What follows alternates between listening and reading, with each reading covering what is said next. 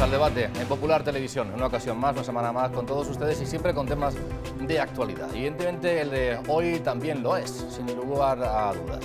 Y es que rodear el Congreso de los Diputados, hacer una protesta en la puerta de la vivienda de un político, grabar a algún policía mientras está actuando en una protesta o entrar dentro de unas instalaciones privadas, se ha convertido en algo durante estas últimas fechas bastante frecuente, que lo vemos en los medios de comunicación, y algo sobre lo que ahora estos días se está tratando, porque mañana mismo viernes va al Consejo de Ministros la nueva ley, lo que va a ser la nueva ley de seguridad ciudadana.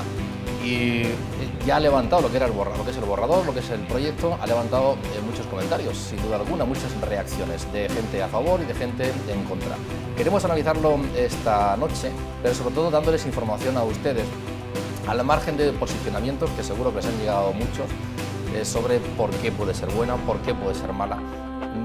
Intentar, teniendo en cuenta además que ya ha habido cambios, ha habido modificaciones y que va a haber más seguramente en próximas fechas, especialmente cuando pase por el Congreso de los Diputados, el trámite parlamentario. Lo que queremos es despegarnos un poco de esa medida concreta, de esa decisión, de la sanción económica que se puede poner, insisto, porque puede haber modificaciones, y ver de qué estamos hablando, qué hay en el fondo y de qué se está tratando. Y lo queremos hacer, por tanto, con personas que su profesión, el día a día, es el ejercicio de la justicia, impartir justicia, y que tienen que ver, por tanto, asuntos de este ámbito y de otros muchos, sin duda alguna.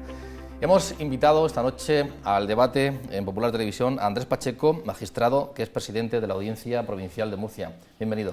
Buenas tardes, buenas noches, bienvenido. Muchas gracias por estar aquí en el debate. También nos acompaña Joaquín Ángel Domingo, magistrado del Tribunal Superior de Justicia de Murcia. Joaquín Ángel, bienvenido. Muchas gracias, buenas noches. Gracias. Y nos acompaña un doctor en Derecho y especialista en Derecho Penal, que es José María Caballero. Bienvenido. Muchas gracias, buenas noches. Además, a los tres le une varias circunstancias, aparte del trabajo desde puntos distintos en el ámbito de la justicia, la docencia. José María imparte clases en la Universidad Católica, también Andrés. Joaquín está en la Universidad de Murcia. El tema de la docencia es algo que también les une y tienen una relación en este ámbito.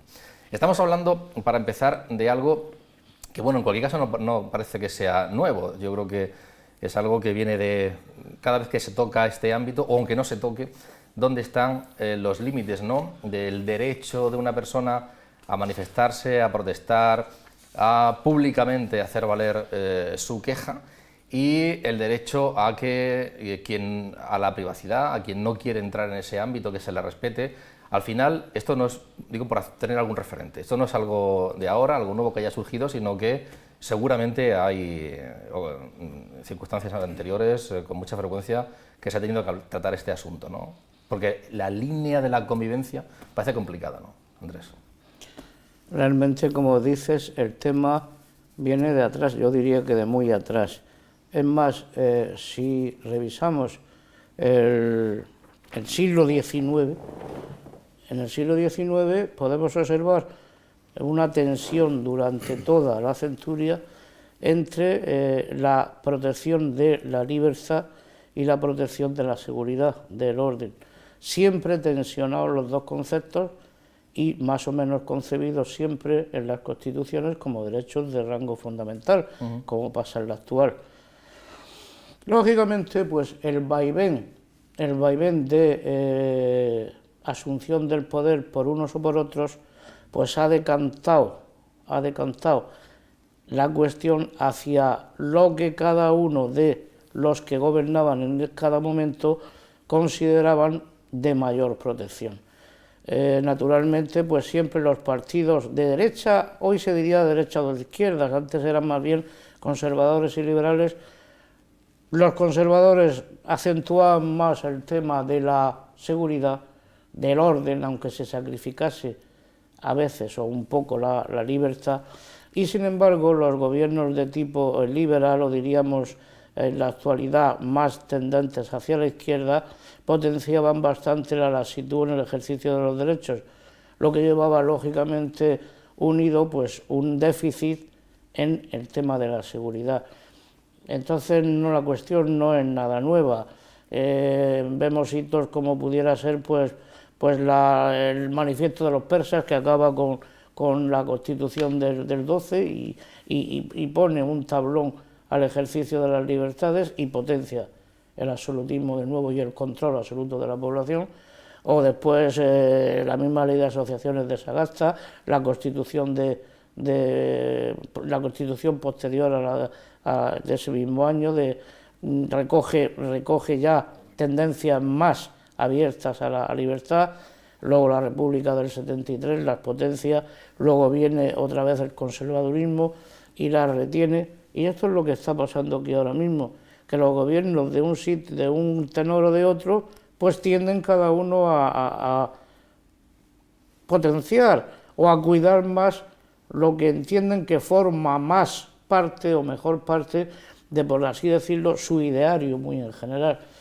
Y a ello se une también, yo creo, en la actualidad un componente de tipo puramente político y de partido. Es decir, si tiramos un poco hacia atrás, pero ya en el Estado democrático, pues vemos las críticas que causó aquella ley Corcuera, que se le llamó la ley de la patada a la puerta y todo aquello.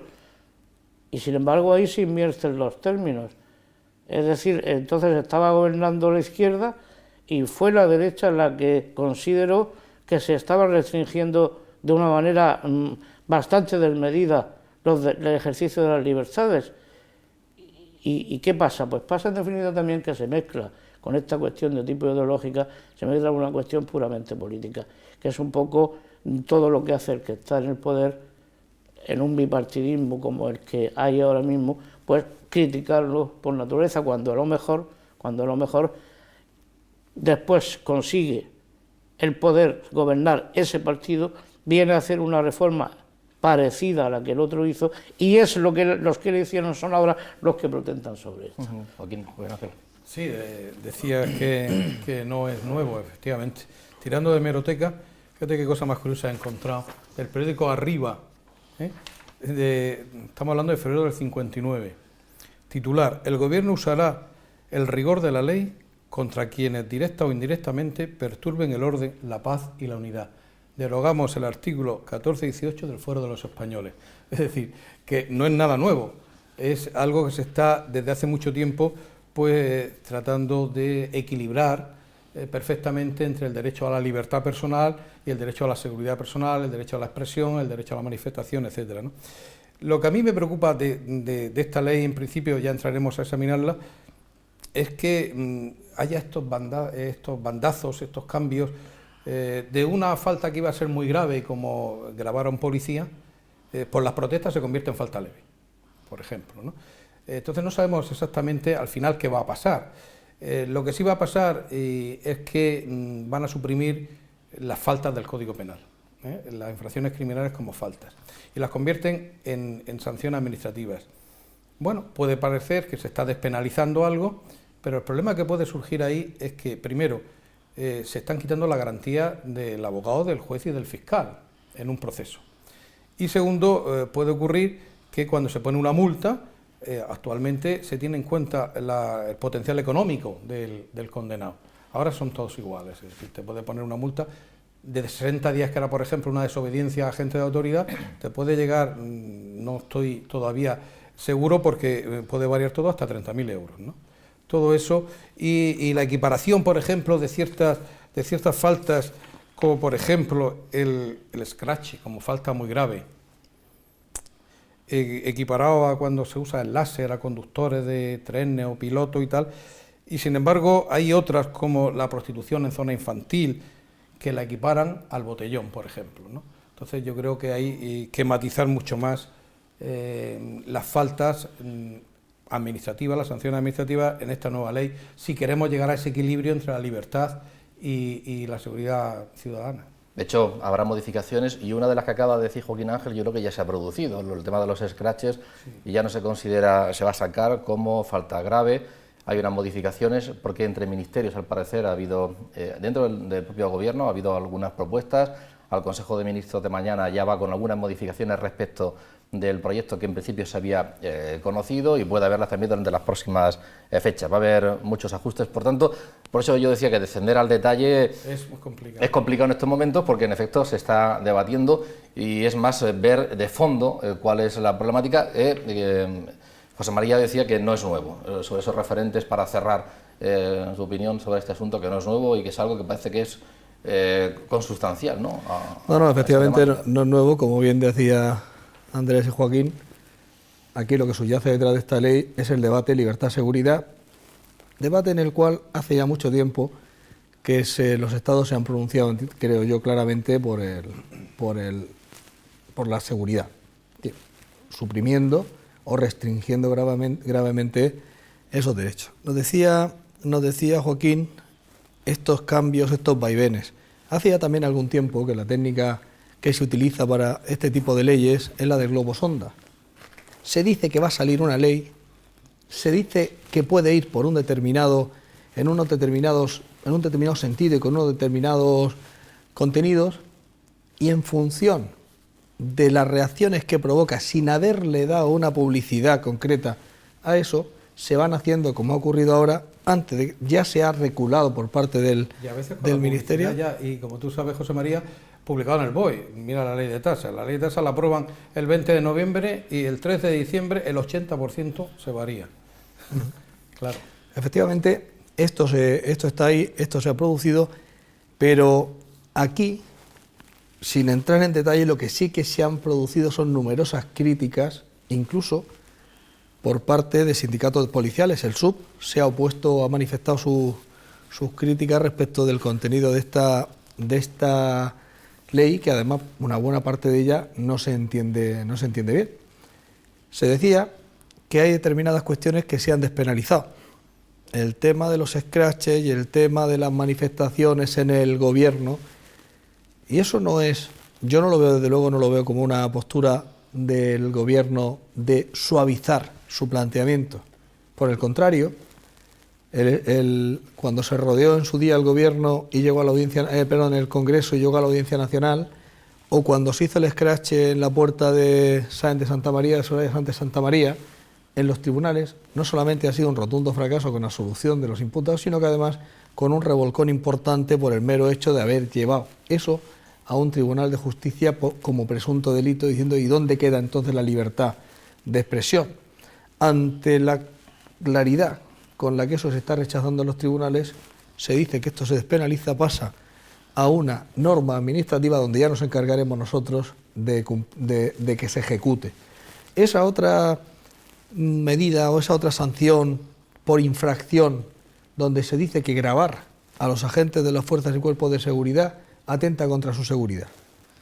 Pues si nadie hubiera grabado lo del empresario con los Mossos de Escuadra, seguramente nunca habría llegado a los tribunales de justicia, igual que lo ocurrido no hace mucho aquí en Murcia, en una manifestación donde se decía que presuntamente un manifestante había caído en una pérdida de equilibrio sobre una moto. Luego, cuando resulta que alguien lo había grabado, efectivamente había tenido una pérdida de equilibrio en la que había contribuido gravemente quizás un puñetazo y numerosos golpes que recibió después, y gracias a que se había grabado se pudo depurar o se está depurando la responsabilidad derivada de ese hecho. Ha hecho referencia, José María, a que se despenaliza. Seguramente quien está en el ámbito judicial lo conoce perfectamente. Pero para quien no lo sabe, ¿de qué estamos hablando? O sea, que estamos hablando de que muchos de estos asuntos hasta ahora podían ir por el ámbito penal, ahora van... Determinadas conductas que han sido hasta ahora... por hacerlo sencillo para quienes están tipificadas, sobre todo a nivel de falta, en el Código Penal, como lo han estado en todos los códigos penales, pues piensa el legislador que se sancionen por vía administrativa. El derecho penal funciona bajo el principio de intervención mínima. Es decir, todo aquello que no se puede solucionar mediante los resortes sancionadores de un Estado pasa al derecho penal. Y pasa al derecho penal para que ya sea un tribunal quien valore las pruebas, vea si se dan los requisitos de ese tipo y condenen o absuelva. Pero yo diría que son las posturas más graves. Conducir con un poco de alcohol constituye una sanción administrativa. Si ese alcohol es tanto que seriamente puede afectar a las facultades cognitivas y volitivas de quien va conduciendo, el reproche social que eso representa es de mayor calado, de mayor intensidad, y entonces se estima que constituye un delito y pasa a los tribunales. En este ámbito de cosas yo no lo veo mal si se hace bien, si se regula ponderadamente, que ese tipo de conductas pasen a tener una sanción administrativa. Pero si en el ámbito del desarrollo de esas conductas, que en teoría son un ejercicio de los derechos bajo la libertad que hay, pero llegan a producirse conductas que alcanzan algún tipo penal, como puedan ser amenazas, como puedan ser coacciones o cualquiera de ese tipo, sí que podrían desgajarse, aislarse de la zona administrativa y pasar a constituir o analizar si pueden constituir un tipo penal. Luego ahí incide también el principio non bis in idem, no se puede castigar una misma conducta por varias vías, y por eso habría que desgajar bien hasta dónde se llega el que está protestando, el que está manifestándose contra una medida gubernamental, y hasta dónde en el ámbito de ese ejercicio se ha producido un verdadero delito o una verdadera falta, si es que siguen existiendo las faltas. Yo creo que se puede conciliar adecuadamente las dos cosas.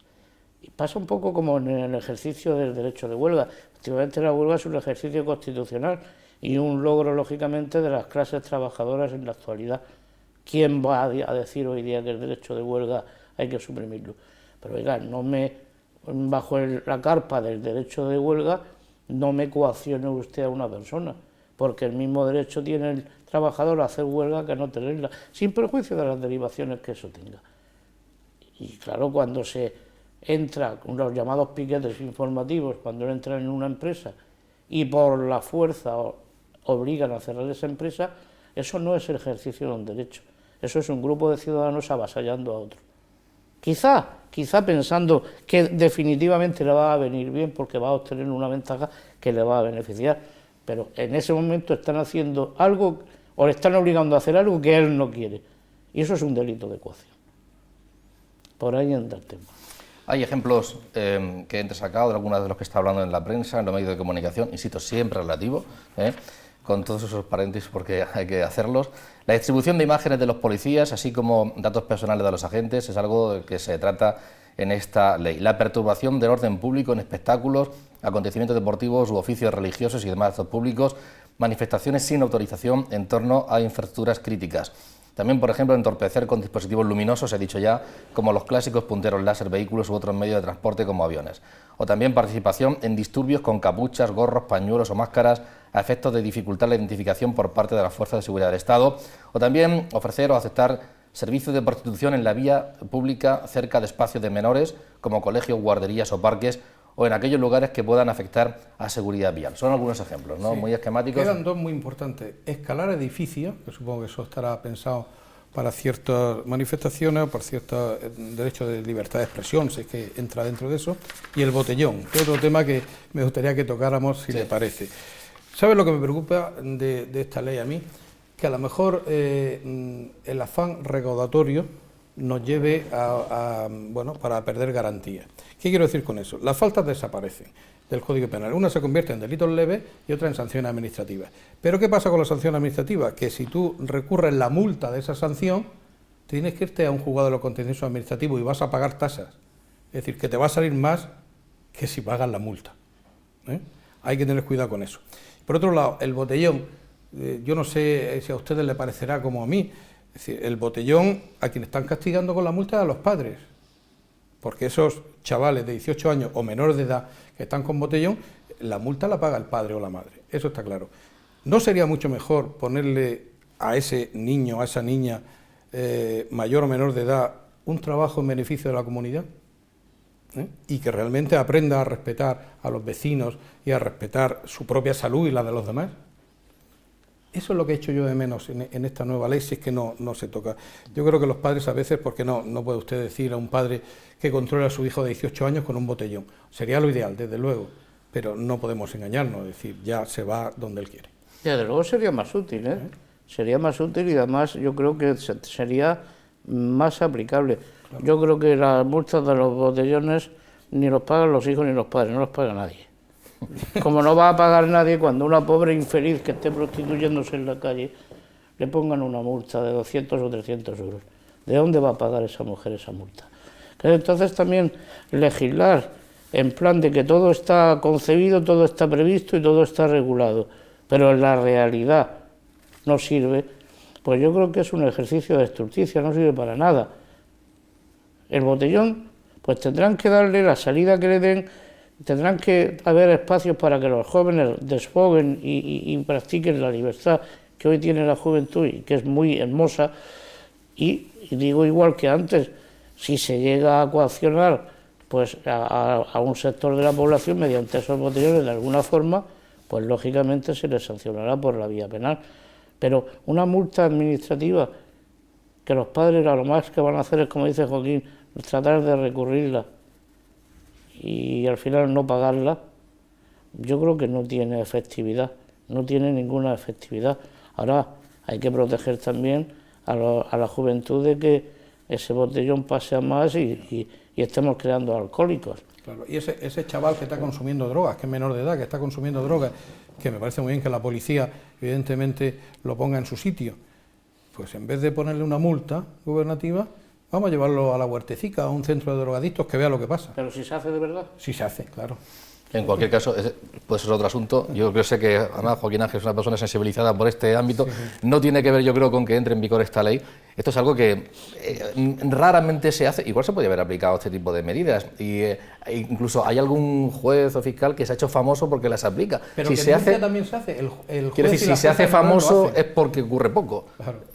¿No?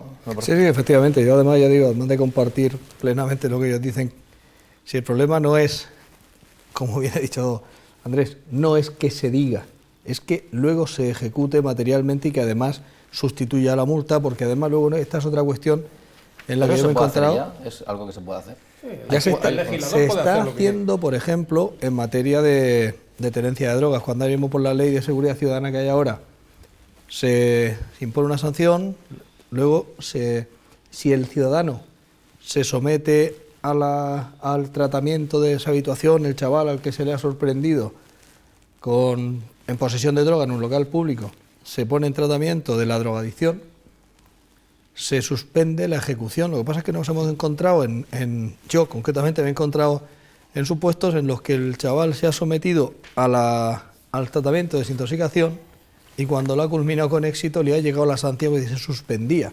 No que no se la hayamos quitado. Con lo cual, cuando él ha culminado esto... La sentencia, si mal no estoy equivocado, porque como tú sabes, hace tiempo que el derecho penal lo aparté un poco de mi profesión, reconocerlo en sentencia la calidad de drogadicto, ¿no? Las circunstancias de drogadicto. No, pero eso es en la sustitución de la ejecución de la pena. Yo estoy hablando de lo que es la infracción administrativa. Cuando te habla en un expediente administrativo sancionador, te dice que esa pena quedará en suspenso si te sometes a ese tratamiento. Y he visto algún caso concreto en el que cuando lo ha culminado le llega luego la sanción administrativa, páguela usted, porque simplemente se suspendía mientras usted estaba. Es decir, eso es al final viene el cliente y te dice que esto es un engaño, esto es una trampa lo que me acaban de poner, como otras tantas que hay aquí en este tipo de... Es decir, aquí me parece que desde el punto de vista penal, esto es una serie de infracciones administrativas que son totalmente contrarias a lo que debe de ser una norma sancionadora del tipo que sea, administrativo o penal. Porque ahí, si te fijas, cuando habla de la perturbación de espectáculos, dice perturbar gravemente. ¿Qué se entiende por perturbar gravemente? Eso cada uno lo va a interpretar como le dé la gana, ese calificativo de grave. Pues reventar el tema. Sí, no ha sido importantes hoy, pero hoy hemos visto cómo Rubalcaba intentaba ofrecer una conferencia en una universidad y se reventaba el acto y no es nada grave comparado con todo eso que estamos hablando, pero se reventaba el acto. O la sede del Partido Popular en una sede local había sido incendiada la puerta. en Ibiza en concreto. Son circunstancias que han ocurrido hoy, han aparecido en los medios de comunicación. Tal vez tiene que ver mucho todo esto con que son asuntos que aparecen mucho en los medios de comunicación. Quiero decir, hay cosas que no sé si serán más graves o no, pero igual quedan más en el ámbito privado, trascienden menos. Se crean tendencias. Pero en este caso estamos hablando de que, como decía antes, pues una persona que ha podido ser agredida por un policía. Igual hablamos de excepciones y hay que dejarlo claro, es evidente, pero de una persona que puede ser agredida por un policía. O al revés, de un grupo de manifestantes que insultan o golpean a un policía. O en la puerta de la casa. Son cosas que trascienden mucho ante los medios de comunicación. Y por eso también, no sé si se trata ahora o incluso genera también mucho debate en la opinión pública. ¿Sabe ¿no? cuál es el problema? Es que a veces se legisla a golpe de actividad periodística, ¿no? O de noticia de última hora. Nos podemos acordar de los conductores homicidas en la M30 madrileña, se creó un tipo penal solo para eso, cuando estaba el homicidio por imprudencia simplemente, ¿no? Bueno, pues a veces se legisla efectivamente a golpe de actividad periodística, ¿no? Y la norma tiene que ser, como muy bien ha dicho, general, y tiene que ser permanente, tiene que ser segura y tiene que ser duradera. No se puede legislar para 10 días o para un año, ¿no? Sobre todo las normas sancionadoras penales, ¿no? Pero yo creo que lo que no se puede hacer, en mi opinión, es darle unas soluciones económicas a problemas que a lo mejor parten de la propia educación. No podemos estar recortando educación y tratando luego de dar la sanción económica a los que no han sido educados. Pero en cualquier caso, lo que efectivamente a mí me parece, y lo has puesto de manifiesto, es que aquel legislador no ha sido en absoluto original. Ha recogido toda una serie de manifestaciones de protesta de diferente tipo, pero que han sido todas muy recientes, empezando con esas manifestaciones más o menos espontáneas que se pusieron de acuerdo, o sea, que se pusieron de moda a partir del 11M. El 15M. Del 15M, perdón, 15M. Efectivamente, lo del pásalo, Sí. pásalo, lo de las manifestaciones de estos del Congreso, las grabaciones a policías, todo está relacionado, si te das cuenta, con hechos más o menos recientes, con protestas más o menos recientes, salvo que es la que sí me despista un poco, eso de escalar edificios. Supongo que se refiere a Greenpeace pero es que lo que más... Todas estas libertades, ¿no? Sí, que cuando colocan las pancartas de en los un buque áticos... Eso lo puedo entender, pero es que lo de escalar edificios, si te das cuenta, dice que las sanciones por escalar edificios y precipitarse. Es decir, ya si te quieres suicidar también te ponen la multa, procura que sea efectivo ese suicidio, porque si no al final te sancionarán por haberte precipitado. Volvemos a cuando se castigaba al suicida quitándole los bienes a los herederos. Yo creo que ha dicho antes una cosa muy interesante, Joaquín, que es a nombrar la educación. Yo creo que en el fondo de todo esto, de esta tensión, late un problema educacional importantísimo, en el ámbito sociológico, evidentemente. El ejercicio de las libertades tiene que comenzar por el ejercicio de la libertad individual de cada uno. Saber cada uno lo que le apetece hacer, lo que está dentro del ámbito de sus derechos para hacer y desarrollarlo de una manera o de otra. Pero existe un componente grande de gregarismo en la juventud atroz. Yo estoy convencido de que a muchos jóvenes de los que hacen el botellón, por seguir con el ejemplo que ha aflorado, los coges un lunes y le dice, pero bueno, tú con 18 años, ¿de verdad la mejor forma de pasar el fin de semana es emborrachándote con 1000 personas más en un parque a 2 grados o a 3 pasando frío y al final cuando estás totalmente cocido te vas a tu casa a dormir 12 o 15 o 20 y te dice, no, pero es que es lo que se hace? Y en el supuesto que antes ha salido que viene a colación de la huelga pasa igual. Tú coges a cualquier miembro, al más agresivo de esos piquetes, y le dices al día siguiente, pero bueno, tú ves lógico y racional que a un compañero trabajador como tú le hayas llegado a pegar para que se una a una propuesta de huelga que es tuya pero no es la suya y él ejerce el mismo derecho, y seguro que te dice, pues no, es un disparate, no.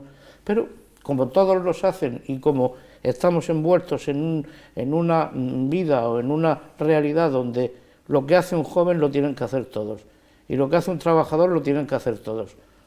Yo creo que eso favorece un poco el que ese tipo de conductas se hagan ni siquiera meditadas, ni siquiera reflexivas, y sabiendo cada uno de verdad lo que quiere en ese momento, pero está conducido por alguien o por algo, por ese fenómeno. Estamos hablando en general de determinadas circunstancias, hemos puesto algunos ejemplos que se han producido, que han estado en la calle, que han levantado además mucha repercusión mediática, colectivos que han protestado por esto, los sindicatos, por ejemplo, desde también grupos, los partidos de la oposición, o también asociaciones de prostitutas, también lo han hecho, afectados por las hipotecas, la gente que suele manifestarse, pero luego yo creo que en general les afecta a ellos los cambios que se puedan producir, pero dejamos al margen los que nada tienen que ver con esto, que son los que esos grupos que van a reventar, personas que van a reventar, da igual que lo que haya, ¿no? O actúan individualmente o se meten en alguna de estas protestas para intentar reventarlas.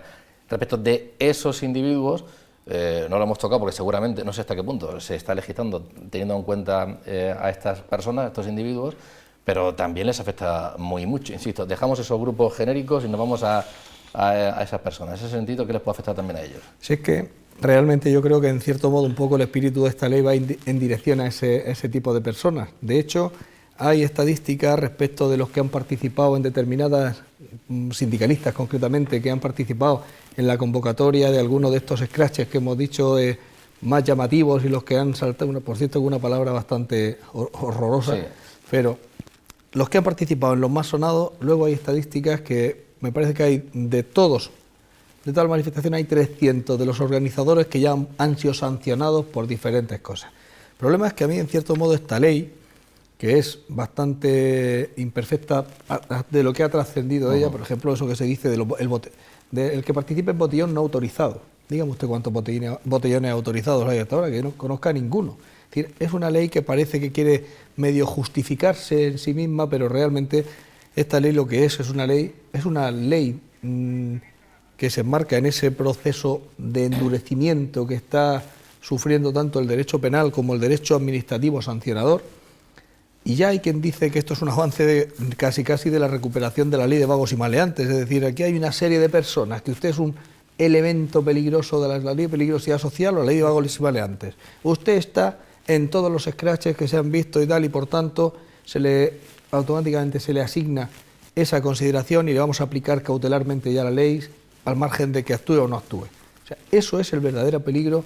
Bien, que yo le veo. Yo pienso una cosa, en las diferencias es que realmente ahora lo que se pretende es los llamados antisistema, es decir, todo el que donde hay que protestar de algo, pues yo echo la tarde en eso porque allí hago falta yo. Y a veces dice, pero ¿contra qué estamos protestando hoy? Yo qué sé, si no me acuerdo, pero él está allí protestando. Bien, ejerce su derecho y ejerce su libertad, bien, pero son los mismos siempre, lo cual desvanece un propio el tema, la ideología que le lleve a eso, porque, oiga, si protesta usted contra todo, pues usted no está con nada. Y acaba perjudicando hasta los propios convocantes. Evidentemente, el movimiento aquel ese movimiento que hubo hace un año, ¿cómo se llamaba? El de los que estaban acampando en las calles. Sí, el 15M. Del 15M. Era un movimiento que despertó mucha simpatía porque fue como una rebelión global de la sociedad básica, no ya contra un partido o contra otro, sino contra la clase política. Fue un poco una manifestación, una exposición pública y clara de un desafecto a la clase política. Es decir, no estáis haciendo las cosas bien, no estamos con vosotros, aquí hay que cambiar esto. ¿Qué pasó? Pues que luego, lógicamente, se introdujeron este tipo de factores de antisistemas y al final aquello derivó pues por cauces que no eran los previstos, y toda esa simpatía y esa ilusión que despertó, no es al nivel del Mayo francés, pero se pareció en cierto sentido, se desplomó. Decías tú, la ley de vagos y maleantes. La ley de vagos y maleantes, la ley del 33, que por cierto la hizo, entre otros, un jurista murciano, el Luis Funes, con Jiménez de Asúa. Era una ley muy bien hecha, pero que respondía a un estado de cosas de que la sociedad estaba pidiendo una seguridad porque aquello era el oeste, en el año 33, luego vino lo que vino. Pero es que la ley del 70, ya en pleno estado autárquico, es una copia de la ley de vagos y maleantes, solo que se rectificaron determinados términos para adaptarlos a la modernidad, al año 70, pero viene a ser una copia. Esas leyes eran leyes que que reprimían el uso de las libertades, porque incluso llegaban a, porque hipotéticamente la conducta de un señor está apuntando a que va a delinquir, considerarlo ya, si no delincuente, por lo menos abocado al delito y sancionarlo. Eso, en un Estado de Derecho como el actual y con una Constitución como la que tenemos, es impensable. Entonces, nada que se pueda parecer a eso sería hoy acoplable a nuestra actualidad, a la realidad social. Pero también es cierto que cualquier gobierno quiere garantizar el orden en las calles y quiere garantizar el uso normal de las libertades por los demás. Si atinasen y lo hicieran bien, pues habría que aplaudir la ley. Si vuelven a camuflar esa tendencia bajo otra vez un régimen restrictivo de libertades, pues va a salir mal. Además, desgraciadamente, hace ya mucho tiempo en este país, en tiempo democrático, que se está asistiendo a una dicotomía muy desagradable, que es que se aplican legislaciones de países cuyo Estado democrático es ya veterano y hay una concienciación mucho mayor ciudadana que la que hay aquí, se aplica a un pueblo, a una realidad y a una sociedad que todavía no ha evolucionado lo suficiente y que todavía educacionalmente no está al nivel. Desgraciadamente estamos a nivel básico más cerca del norte de África que del norte de Europa, y eso los legisladores tienen que tenerlo en cuenta. Apuntaba antes José María, bueno, los cambios de este tipo de circunstancias pasarán por vía administrativa, con una sanción económica. ¿Por qué la penal parece muchas veces, este asunto u otros, que se quedan ahí, que van dando tumbos, que va pasando el tiempo? No sé si por falta de recursos, no sé si porque hay quien se conoce muy bien del derecho procesal y sabe cómo manejarse, y después de 5 o 6 años acaba apareciendo una sentencia que igual en ese momento, ya ha pasado tanto tiempo, pues parece un poco fuera de lugar. Ustedes que son jueces. Bueno, la explicación es el mal endémico de la justicia de España, es la lentitud de la justicia de España, ¿no? Entonces hay una serie de métodos futuros como la mediación, etcétera, etcétera, que a lo mejor le quita trabajo a los juzgados y va a ir más deprisa, sin mermar la seguridad jurídica. El penal es, como decía Andrés antes, es el último elemento del derecho. Hay que acudir al derecho penal cuando hay que reinsertar a esa persona, en primer lugar, y en segundo lugar castigarla, sí, también. Pero aquí estamos llegando, como comentábamos del 15M, y no soy yo el que lo ha dicho, lo he leído no sé dónde, que esa marea del 15M lo que está buscando es un sitio político distinto. Lo que está buscando es un desencanto, lo que estamos manifestando es un desencanto de la situación política actual o social. No me refiero a ningún partido político. Entonces, ese grupo de gente lo que quiere es una libertad distinta de la que actualmente se tiene. A pesar, y ojalá, que sea cierto lo que decía el otro día en Murcia el portavoz del Interior del PP en el Congreso, Conrado Escobar, dice: la Ley de Seguridad Ciudadana busca salvaguardar libertades. Esa es la finalidad, pero a veces sabemos que en los preámbulos, si alguien se lee el preámbulo de la Constitución, todos tenemos derecho a una casa digna, a un trabajo digno, no sé qué y tal. Una cosa es la buena intención y otra cosa es lo que realmente después resulta. Me venía a la cabeza cuando hablaba Andrés Pacheco de que, bueno, las tendencias, que a veces no son muchas, otras veces sí, dependiendo de quién gobierne, pues dónde puede poner la raya en muchos asuntos, este es uno de ellos. Me venía a la cabeza también hoy en los medios de comunicación, entrando un poquito en el ámbito político, que ese macroacuerdo alcanzado en Alemania entre el Partido Conservador y el Partido Demócrata, que, bueno, para una estabilidad absoluta, con una serie de acuerdos y negociaciones que van a permitir, al parecer, una estabilidad importante y tal. Si cosas como esa ocurrieran en España, no ahora, sino también antes y otros antes y en el futuro, pues seguramente este tipo de cosas no ocurrirían, ¿no, José María? Pues seguramente. Lo que pasa es que ha dicho hace un momento, ha dicho Andrés, el problema es que yo creo que la diferencia socioeconómica, política, de todo tipo, es tanta la que nos separa de este país que yo creo que ahora mismo esto aquí es impensable, porque realmente, como también decía Andrés, lo que ha ocurrido aquí, que ahora tanto se está criticando por la oposición, que es una ley muy represiva y que es una ley muy dura, esta es la ley Corcuera de este momento, pero que en definitiva la ley Corcuera, la de la patada a la puerta, no era mucho más respetuosa y la dictó un partido de signo absolutamente contrario al que tenemos ahora. Por tanto, no es una cuestión, como él muy bien ha apuntado, de partidos, es una cuestión de evolución. De hecho, mucho se ha escrito sobre el derecho penal del enemigo al que estamos volviendo. Ya se habló hace unos años, hace bastantes años, se habló pues de la necesidad de crear un derecho penal específico, ad hoc, para determinadas personas que son enemigos del sistema.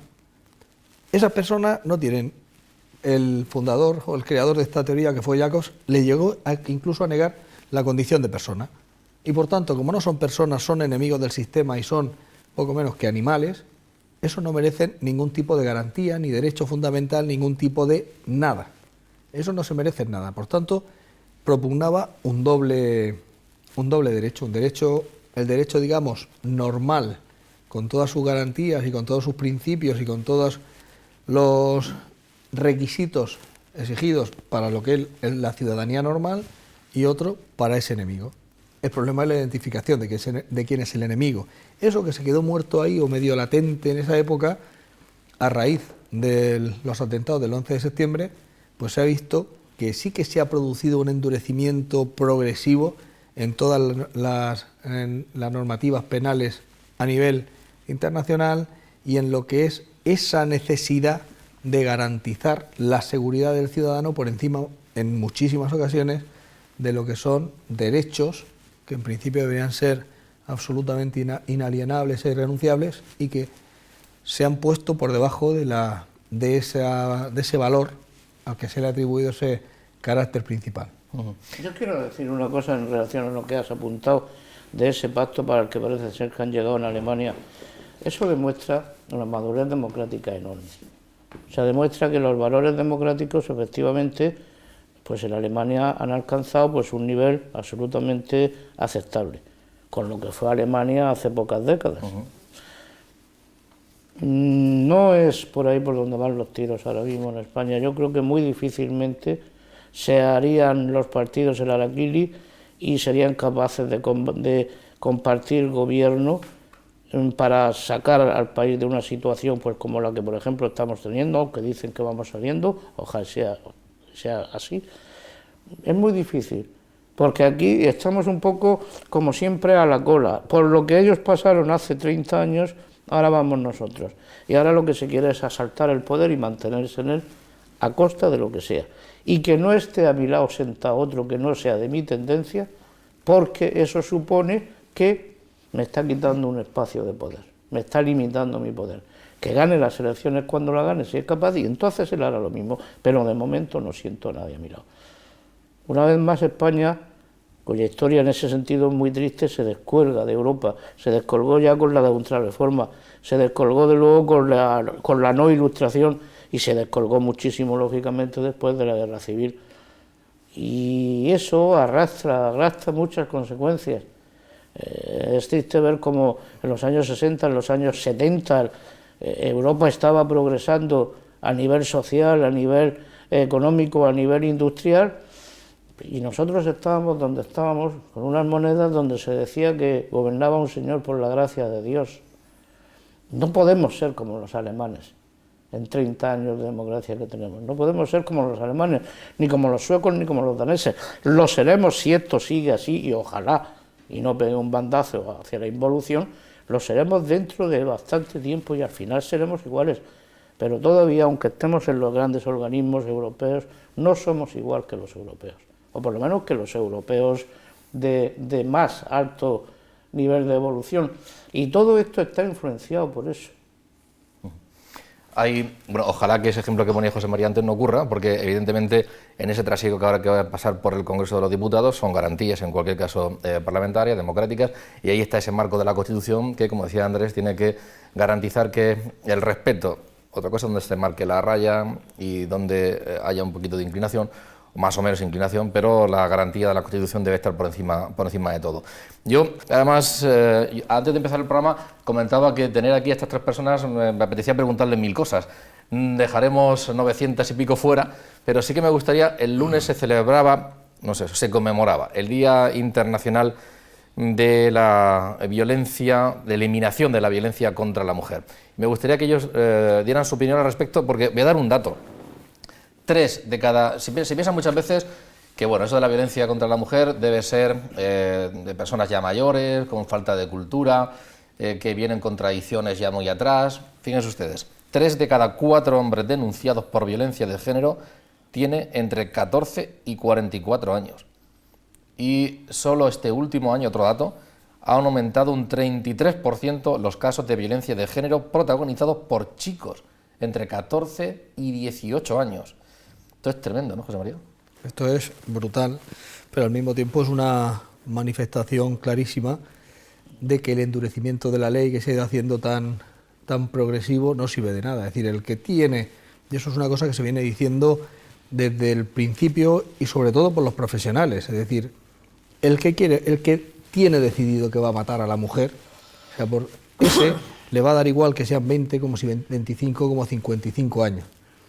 Realmente la cuestión está en que yo creo que se equivocó, al igual que decía hace un momento también, ¿no? Ahí ha sido, me parece, Joaquín.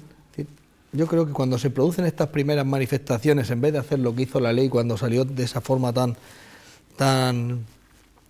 fuerte, que prácticamente cualquier cosa era constitutivo de delito, y se llenaron las cárceles con penas cortas, pero por delitos de violencia sobre la mujer, en esos casos, cuando se empiezan a producir las primeras o presentar las primeras manifestaciones de violencia, en vez de meter a esa persona a la cárcel, oblíguele usted a seguir cursos de esos que luego se dice que hacen en la cárcel, que luego no tienen medios para darlos y que allí se quedan, la mitad cumple la condena de 7 meses, 8 meses.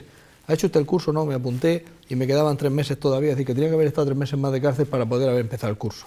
En vez de meter a la gente con tanta alegría y rapidez a la cárcel, empiece usted a educar desde ese momento, porque además esa persona que ingresa en la cárcel por una cosa, si tiene ese resquemor por cualquier tipo de problema, la mujer lo denuncia e ingresa en prisión, pues no solamente no va a dar marcha atrás, sino que posiblemente lo que salga es todavía con ese dato añadido en el debe de la mujer de lo que le tiene que pagar.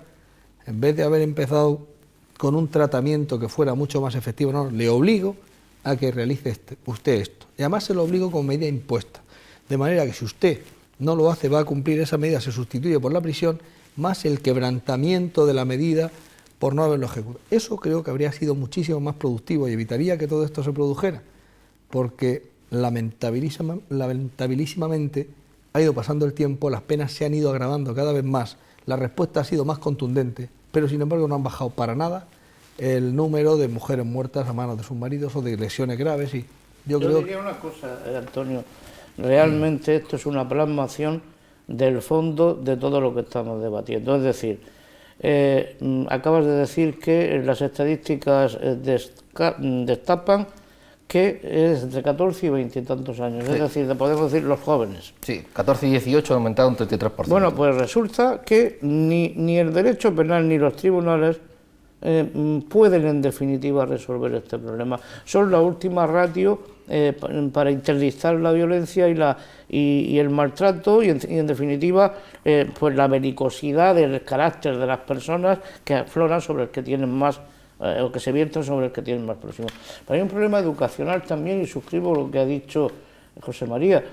Si ese chaval, niño de 14 años, desde que nació está acostumbrado al todo vale, porque no ve autoridad en sus padres, no ve autoridad en sus profesores, no ve autoridad en absolutamente nadie, porque es un ser libre que goza de las libertades públicas que están definidas en la Constitución, y eso lo saben perfectamente desde pequeños, y puede hacer en cada momento lo que le dé la gana. Y entonces, esa violencia que el hombre lleva incita, porque en los tiempos antiguos se resolvían todo a mamporrazos, y eso sigue ahí latiendo en nuestra genética, pues lógicamente, si se facilita el todo vale, pues tienes puesto el escenario, como se dice ahora, para que surjan de una manera feroz como está pasando. Entonces, no solo es tipificar, como decía José María, hacer una ley que tipifique esas conductas y lleve mucha gente a los tribunales y a la cárcel, sino desde el principio en las escuelas educar a la gente y que los niños sepan que la violencia no se puede practicar y menos contra otros seres humanos y mucho menos contra los propios que están viviendo contigo, contra tu mujer, contra tu compañera. Eso limitaría un poco porque sería algo que desde el principio se le metería en la cabeza al joven, al menor. No, ya cuando no tiene solución, decir, ahora te meto en la cárcel. Bueno, Pero parece... Lo estamos haciendo en Murcia. Quiero decir, esa labor es esa labor la importantísima estamos en ese haciendo de la sentido. educación. Sabe que Educar en justicia. Educar en Justicia, el programa Educando en Justicia lleva 2 premios nacionales, uno del Consejo General del Poder Judicial y uno muy reciente, la semana pasada, los periodistas jurídicos de Madrid nos ha dado un premio al Tribunal Superior de Justicia de Murcia por el programa Educando en Justicia. Allí vamos por los colegios y le explicamos, como usted bien sabe, todos los temas estos. Y además a veces acompañan pues, jueces de lo penal y algunas de las magistradas. En Murcia tenemos la suerte de tener 2 magistradas de violencia de género que son 2 mujeres excepcionales. Y una de ellas le dice una cosa muy sencilla a esas niñas de 14 o 15 años. Le dice, mirad, el príncipe azul no existe. Aquel novio que te dice no te pongas minifalda, no salgas con tus amigas, no te quiere más por eso. No te está respetando, te está coaccionando ya. No os dejéis desde pequeña manejar de esa manera. No te quiere más porque te prohíba cosas, ¿no? Bueno, pues esa educación del principio, y por supuesto a los chicos, que la violencia no se va a ningún sitio, el programa del juez de paz educativo, donde le estamos enseñando a dialogar, es la clave. Yo creo que la clave eso, como todo en la educación, todo está en la educación.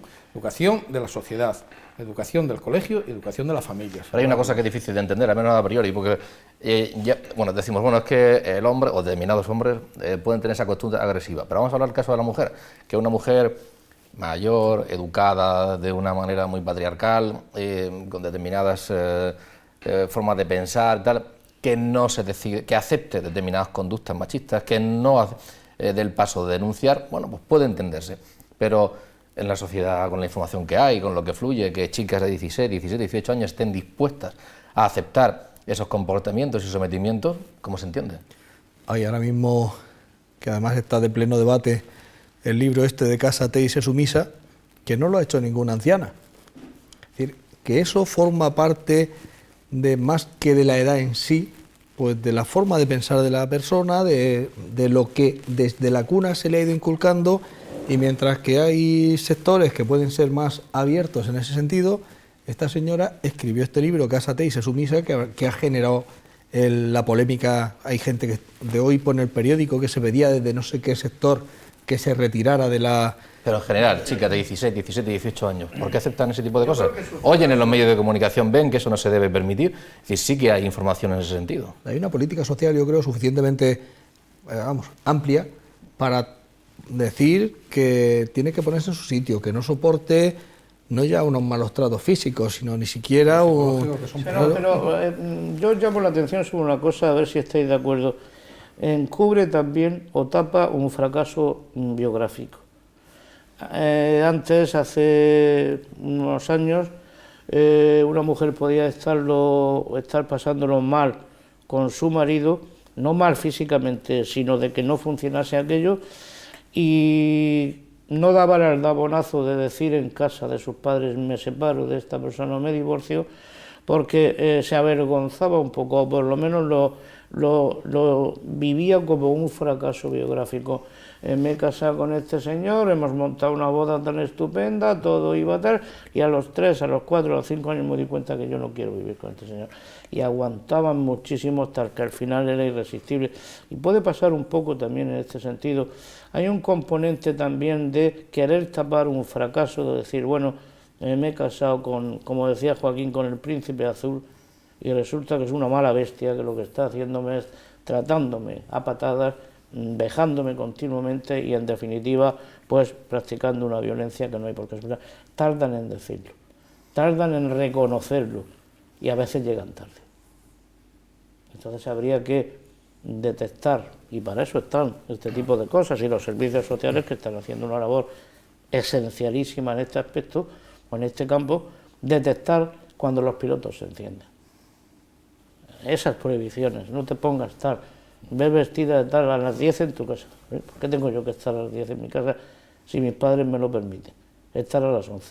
Porque tú eres un celoso y piensas que en ese momento yo voy a estar con otro. Pues si piensas así, déjame. Porque tú te vas a tomar copas después de dejarme en mi casa a las 10. Esto es así, esto es así. Muchas veces la mujer, sobre todo la mujer joven, tarda en autoconvencerse ella misma de que ha caído en manos de un maltratador y tarda un tramo más de tiempo, a veces largo, en reconocer abiertamente en casa y públicamente estoy con un maltratador y me tienen que separar. La solución es un poco la combinación de medidas, las penales, aunque no estaba muy de acuerdo con el endurecimiento, pero bueno, en cualquier caso, las penales también, las educativas, el papel de los medios de comunicación, etcétera, etcétera, es una combinación de todo esto. Efectivamente, sí, yo creo que es así, es el conjunto de todo. O sea, no se puede prescindir, lamentablemente, de la penal, como última ratio que ha dicho, que decía Andrés. Pero antes de llegar a eso, es decir, no con la facilidad que hace unos años llegaba, se veía que por cualquier cosa era automáticamente la medida que se adoptaba era la prisión. Yo creo que es mucho más, sobre todo, eficaz de cara a la represión de esto, es decir, ante los primeros síntomas, es decir, a usted, esa pena que a usted le podía corresponder se la sustituyo automáticamente y se la cambio, le impongo la medida de someterse a algún tipo de tratamiento en función de lo que presente usted como patología, como el problema de base que pueda usted tener. ¿La sociedad aceptaría eso? Porque cuando hay algún caso de violencia de género, el ciudadano de la calle quiere ver a ese individuo en la cárcel, yo creo. Pero y entonces una medida del otro tipo puede provocar un rechazo en general.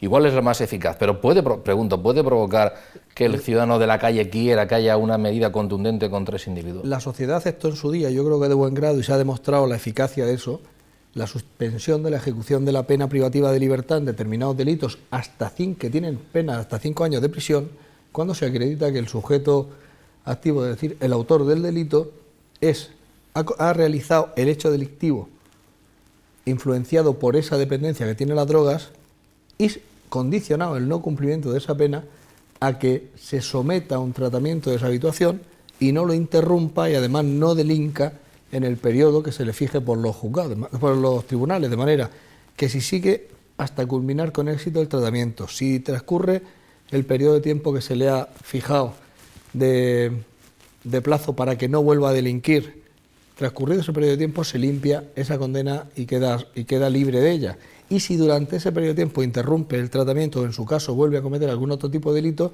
cumple esa pena que tenía en suspenso más la que pudiera corresponderle al hecho delictivo que hubiera cometido, o en su caso, si ha interrumpido el tratamiento, la cumple y no se merece usted esa segunda oportunidad que se le ha dado. Aquí, si se le impone el sometimiento a ese tipo de tratamientos de reeducación o para superar ese problema que tiene, y no va usted a cumplir esta condena, de manera que si usted lo interrumpe, automáticamente cumplirá esta, e incluso, en su caso, si interrumpe usted aquello que se le ha puesto, se podría incluso pensar en un quebrantamiento de medida. En fin, cualquiera de estas posibilidades yo creo que serían mucho más eficaces, y aunque en un primer momento a la sociedad le podría chirriar que el autor de un delito, y estoy hablando de las primeras fases de si lo que es una agresión con resultados más o menos graves, evidentemente no, pero en esos primeros momentos que antes se castigaba directamente con prisión, en esas primeras fases de los malos tratos, que además, como se ha comprobado, son progresivos,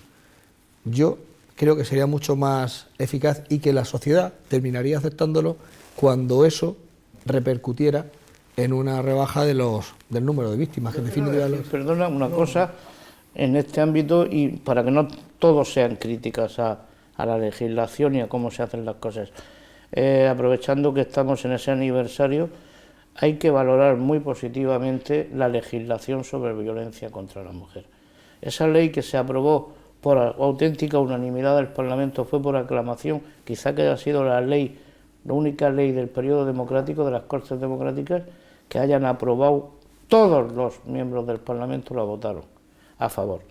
Esa ley lleva consigo un despliegue de cometidos, el legislador ya hizo su papel, por el Poder Ejecutivo, por las fuerzas y cuerpos de seguridad del Estado, por los ámbitos judiciales, por los ámbitos de servicios sociales, la cantidad de recursos, de esfuerzos que se están volcando desde entonces en abortar de alguna manera ese problema, o por lo menos aminorarlo, es enorme, y yo creo que vamos en el buen camino. Lo que pasa es que es una tendencia pues muy asentada en nuestra historia también, la dominación machista, pero es curiosísimo cuando alguien de verdad quiere interesarse y saber cómo se está combatiendo esto, Bueno, los flecos que puedan ser, como por ejemplo educar a los niños en eso tiene una importancia enorme, porque es lo que decíamos, no es en la escuela, pero es en otros ámbitos, les están metiendo en la cabeza las coordenadas por las que debe funcionar el tema.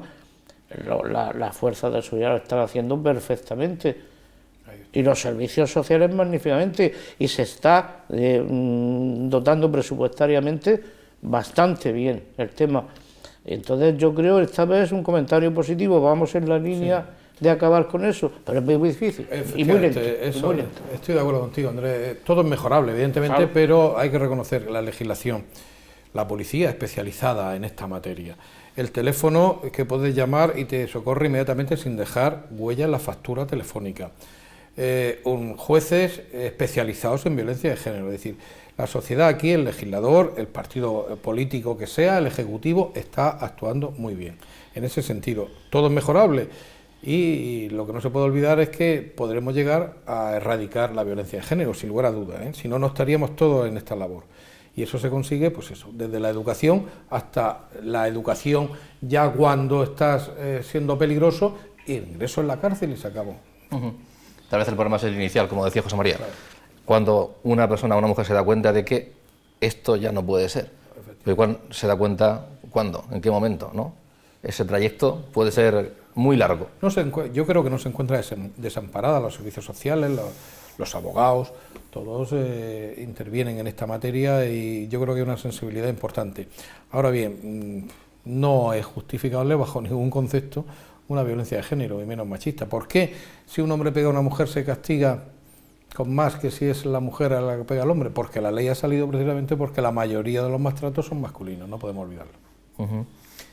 Cuando un hombre, también por seguir en este ámbito, mata a una mujer y luego se suicida, es igual que cuando un hombre mata a una mujer y luego se pierde, desaparece porque es plenamente consciente y quiere evitar la justicia. ¿Qué diferencia entre una cosa y otra? Perdona, no he entendido. Sí, hay casos de violencia... Porque en el primer caso podía haber empezado al revés. Suicidándose y después intentando matar a la mujer. Y evita el sumario. Y evita el sumario. Evita el sumario. No, porque hay casos que se sobresee. Cuando una persona se suicida, se acaba el procedimiento penal, desgraciadamente. ¿Y que psicológicamente son casos distintos? Psicológicamente, el hombre, esa persona que termina suicidándose, evidentemente lleva un comportamiento, no diría yo de arrepentimiento, pero sí de un trastorno muy importante. Porque cuando una persona llega a una autolisis y a un suicidio total, quiero decir, no un intento, esa persona tiene evidentemente un trastorno importante. Que no es el caso de los otros. Que no es el caso de los otros. Bueno, pues son asuntos de actualidad, hemos cubierto 1 hora y poco de programa. Hay muchos asuntos más interesantes en el mundo de la justicia. Hace algunas semanas hablábamos de otros ámbitos. La reforma del Código Penal también está encima de la mesa, hablaremos de ella dentro de poquito. Seguramente también dará para debates, ¿verdad? Cuando tú quieras. Seguro dará para debates, ¿no? Seguro que sí. La reforma del Código Penal. Y seguramente también cuando esta proyecto de ley definitivamente pase a ser ley, pues seguirá también habiendo más elementos de detalle en los que entrar, que yo he intentado no entrar en esos detalles en cuanto a la sanción de cada cosa, porque, insisto, ha habido modificaciones. Hoy las hubo respecto de ayer. Y porque además seguirá modificándose seguro. En el trámite parlamentario. Ojalá que pusieran esa educación de trabajo en la comunidad, sustituyendo por la multa. Bueno, ojalá. Sería positivo. Una enmienda que podemos hacer nosotros desde Murcia, ¿por qué no? Se puede lanzar desde aquí. Claro. Muchas gracias, Joaquín Ángel, Andrés y también José María por haber estado aquí esta noche. Gracias a vosotros. Y gracias también a todos ustedes. Volveremos el próximo jueves. Gracias.